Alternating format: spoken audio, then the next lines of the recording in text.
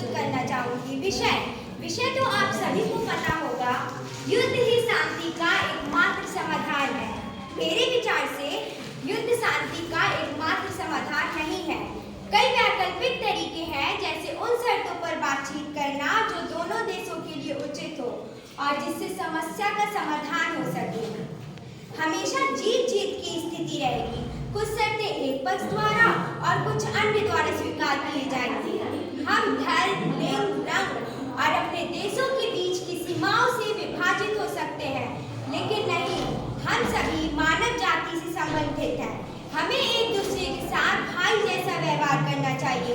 हमें एक दूसरे की हमेशा मदद करनी चाहिए। निश्चित रूप से मतभेद होंगे, जिन्हें शांतिपूर्ण तरीके से सुलझाया जाना चाहिए। युद्ध का हल युद्ध नहीं होता। यह एक बहुत महत्वपूर्ण तथ्य है जो इतिहास ने हमें सिखाया और हमें सदैव याद रखना चाहिए। युद्ध से केवल विनाश ही होता है और न केवल जीवनों का अंत, बल्कि देशों के अस्तित्व का भी खतरा होता है। युद्ध से नुकसान सिर्फ दो पक्षों को होता है, लेकिन संवाद से समस्त समाज को लाभ होता है।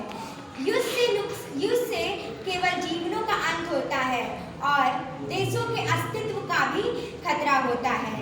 युद्ध का हल यानी शांति लाने के लिए वाद विवाद और संवाद का मार्ग अधिक उपयोगी होता है।